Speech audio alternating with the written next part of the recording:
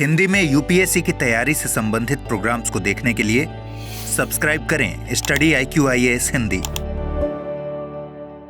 Hello दोस्तों, very good morning to all of you. Study IQ IAS Hindi पे आप सबका स्वागत है। मैं ललिता दहिया और हमारे प्रश्न उत्तर सीरीज जो कि मेंस आंसर राइटिंग की जो सीरीज चल रही है उसका 5वां क्वेश्चन आप लोगों के सामने है। तो चलिए फटाफट डिस्कस करते हैं।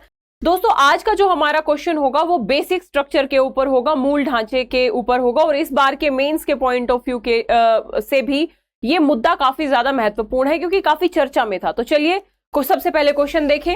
भारतीय संविधान की आधारिक संरचना का मतलब क्या है? इसे इंग्लिश में हम बेसिक स्ट्रक्चर कह देते हैं या आधारभूत संरचना बोल देते हैं या मूल ढांचा बोल देते हैं, बात बराबर है। इस मूल ढांचे के सिद्धांत के क्रमिक विकास पर चर्चा कीजिए। यानी बिल्कुल सिंपल क्वेश्चन पूछा है। इस क्वेश्चन में क्रमिक विकास बताना है कि आखिर इस बेसिक स्ट्रक्चर का क्रमिक विकास हुआ कैसे।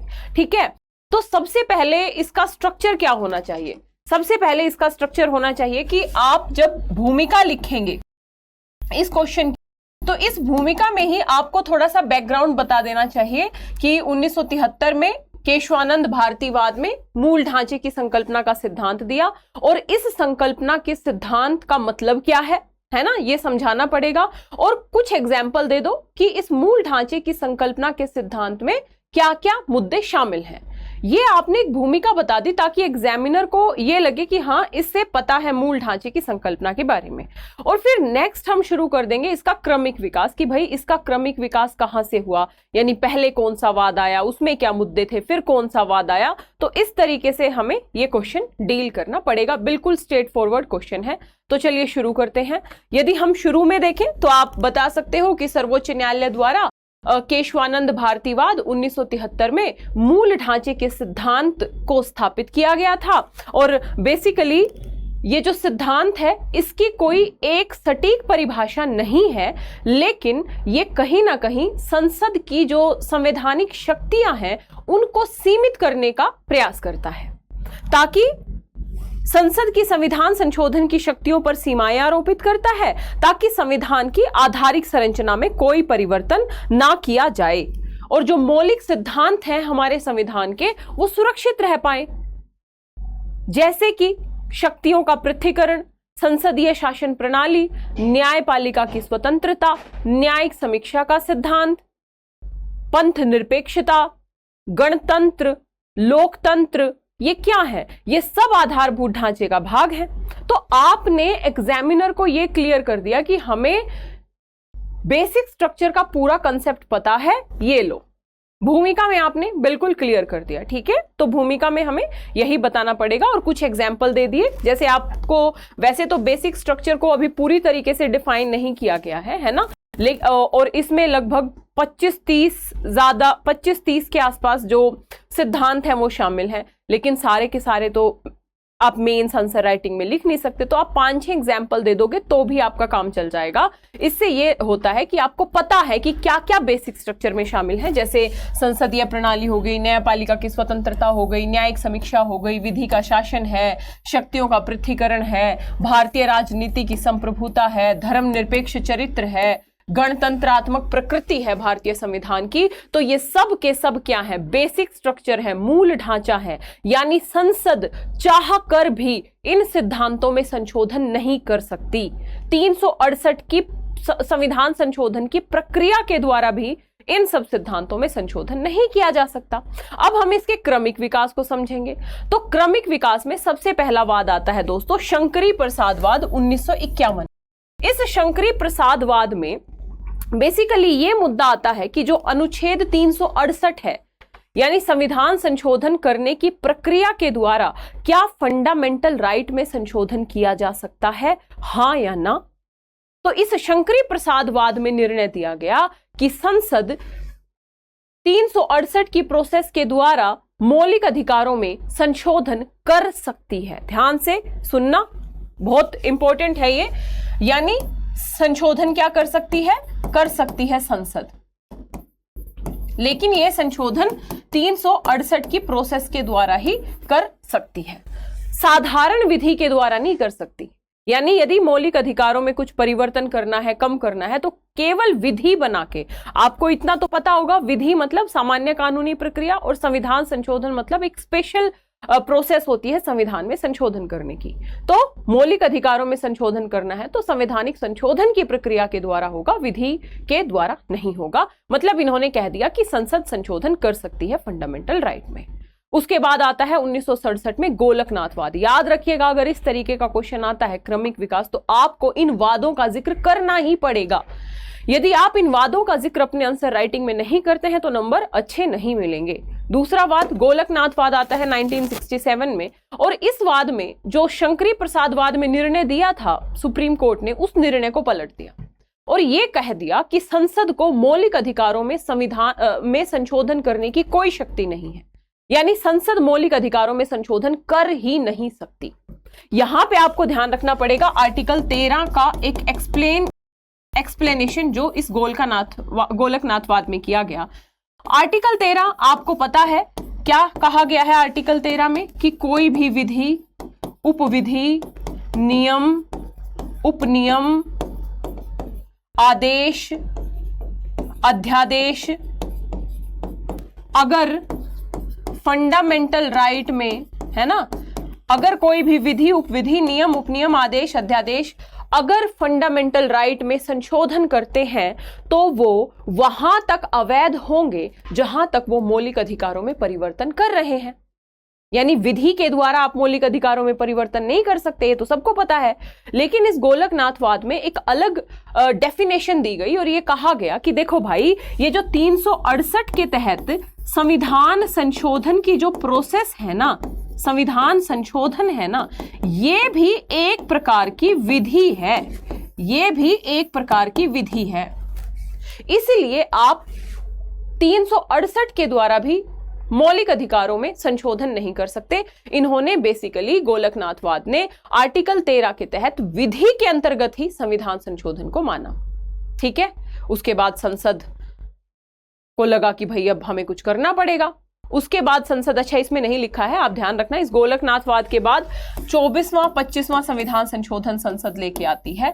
24वें संविधान संशोधन द्वारा संसद क्या करती है कि आर्टिकल 13 के तहत जो विधि है ये अलग है और 368 के तहत जो संविधान संशोधन की प्रोसेस है ये अलग है।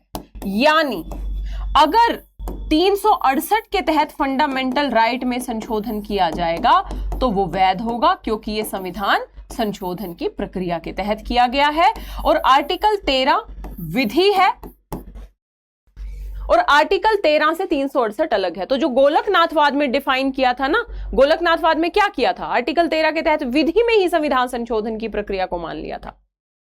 सरकार ने, संसद ने इस बात को निरस्त कर दिया और कहा ये दोनों अलग अलग है। बात क्लियर हुई? आर्टिकल 13 का कितना बड़ा रोल है ये पूरी डिबेट समझने में। और दूसरा 25वां संविधान संशोधन किया गया और यह कहा गया आर्टिकल 39B और आर्टिकल 39C, ये डीपीएसपी में आते हैं। आर्टिकल 39B देश के संसाधनों का देश हित में प्रयोग और आर्टिकल 39C धन के संकेंद्रीकरण पर रोक। ये कहा कि 39B और 39C वरीयता रखेंगे किसके ऊपर? फंडामेंटल राइट के ऊपर। वरीयता रखने का मतलब क्या है कि यदि 39B और C को लागू करने के लिए फंडामेंटल राइट में संशोधन होता है तो वो मान्य होगा, सीधी सी बात। तो 24वां 25वां संविधान संशोधन ले आई संसद। 13 और 368 का जो डाउट था वो भी संसद ने संशोधित कर दिया। इस गोलकनाथवाद के बाद ये दोनों संशोधन आते हैं। उसके बाद आता है केशवानंद भारतीवाद। केशवानंद भारतीवाद में गोलकनाथवाद को पलट देती है न्यायपालिका और ये कहती है कि बिल्कुल सही बात है, आर्टिकल 13 के तहत विधि अलग है और 368 की प्रोसेस अलग है और संसद को अधिकार है कि वो फंडामेंटल राइट में संशोधन कर सके। संसद हो गई खुश। खुश होने की बात भी है। अगर मौलिक मूल ढांचे को डिटेल से समझना है तो आपको बहुत सारी क्लासेस मैंने बहुत डिटेल से पढ़ाया हुआ है, आपको मिल जाएंगी। एनीवे, इसी समय न्यायपालिका कहती है देखो भाई संसद जी, आप फंडामेंटल राइट में संशोधन तो कर सकते हो, लेकिन कैसे? विधि बना के संशोधन नहीं कर सकते, बल्कि 368 की प्रक्रिया के द्वारा ही संशोधन कर सकते हो। ध्यान रखना, 368 की प्रोसेस के द्वारा ही कर सकते हो, 13 यानी विधि बना के संशोधन नहीं कर सकते। संसद बोली ठीक है जी, हमें मंजूर है। उसके बाद न्यायपालिका कहती है कि आप संशोधन तो कर सकते हो, लेकिन मूल ढांचे में संशोधन नहीं कर सकते। और यहीं से आधारभूत संरचना का जन्म होता है बेसिकली, इस केशवानंद भारतीवाद से ही। और जब पूछा गया कि भाई आधारभूत संरचना क्या, तो ये हम आपको समय समय पे बताएंगे। यानी आधारभूत संरचना को उसी समय पूरी तरीके से डिफाइन नहीं किया गया, बल्कि समय समय पे अलग अलग सिद्धांतों को इस आधारभूत संरचना में शामिल किया जाता रहा है। तो केशवानंद भारतीवाद में ये कह दिया गया साफ तौर पे, ठीक है। यानी संसद द्वारा एफआर में संशोधन किया जा सकता है, लेकिन आधारिक संरचना में संशोधन नहीं किया जा सकता। इसके बाद संसद लाती है 42वां संविधान संशोधन। ये क्रमिक विकास पढ़ रहे हो आप, और ये सब लिखना पड़ेगा आपको आंसर में। छोटी छोटी लाइन में बस दिखा दो, मैं भी एक और तरीका बता दूंगी। तो 42वें संविधान संशोधन द्वारा संसद बेसिकली दो बड़े, वैसे तो 42वां संशोधन मिनी कॉन्स्टिट्यूशन होता है, लेकिन बेसिक कहा जाता है, लेकिन बेसिक स्ट्रक्चर से रिलेटेड दो बड़े प्रोविजन याद रखने हैं। एक तो इस 42वें संशोधन में यह कह दिया गया कि हम कुछ भी करें, हमारी मर्जी, और न्यायपालिका को न्यायिक समीक्षा करने का अधिकार नहीं है यदि हम फंडामेंटल राइट में संशोधन करते हैं तो। यानी संसद की संविधान संशोधन करने की शक्ति असीमित है, असीमित, उसकी कोई सीमा नहीं है। और दूसरा प्रोविजन इस आर्टिकल 42 में यह जोड़ा गया था कि अब तक तो हम ये कह रहे थे कि केवल 39B और C ही वरीयता रखेंगे डीपीएसपी पे।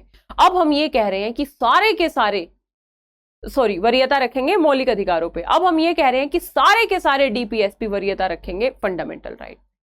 तो ये दोनों बातें कह दी गई इस 42वें संशोधन के द्वारा। उसके बाद मिनर्वा मिल्स वाद आता है 1980 में, और इसमें ये जो दोनों बातें करी थी ना संसद ने, इन दोनों को बदला जाता है और ये कहा जाता है कि संसद की संविधान संशोधन की शक्ति असीमित नहीं है बल्कि सीमित है। बात समझ में आई? सीमित है, पहली बात। और दूसरी बात, ये जो न्यायिक समीक्षा का अधिकार संसद ने 42वें संशोधन के द्वारा न्यायपालिका से छीना, यह संसद छीन ही नहीं सकती, क्योंकि न्यायिक समीक्षा आधारभूत ढांचे का भाग है और संसद तो आधारभूत ढांचे में संशोधन कर ही नहीं सकती।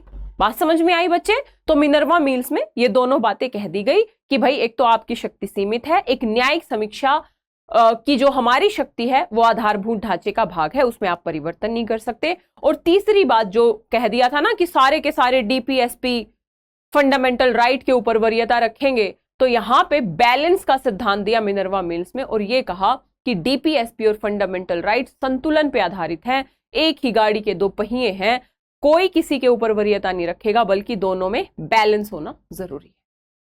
ठीक है, तो यहां पे भी इस बात को स्पष्ट कर दिया गया। और आधारिक संरचना यानी वही मूलभूत संरचना जिसकी अवधारणा केशवानंद भारतीवाद में दी गई थी, उसका जिक्र यहां पे बड़े स्तर पे किया गया।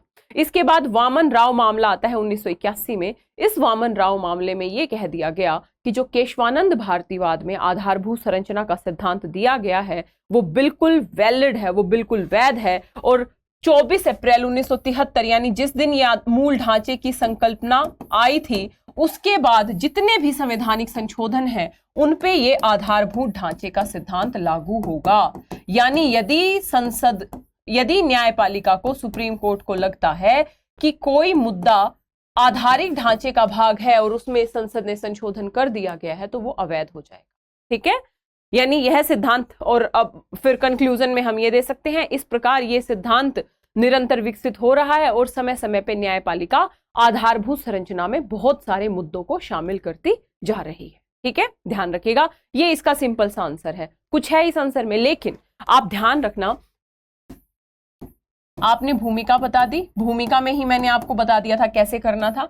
उसके बाद ये सब आपको, भले ही आप पॉइंट्स में बताओ कि भाई जैसे शंकरी प्रसाद वाद आया, गोलकनाथ वाद आया, गोलकनाथवाद के बाद 24वां 25वां संशोधन आया, उसके बाद केशवानंद भारतीवाद आया, केशवानंद बाद के बाद 42वां संशोधन आया, और उसके बाद मिनर्वा मिल्स आया, मिनर्वा मिल्स वाद आया, और मिनर्वा मिल्स वाद के बाद वामन राव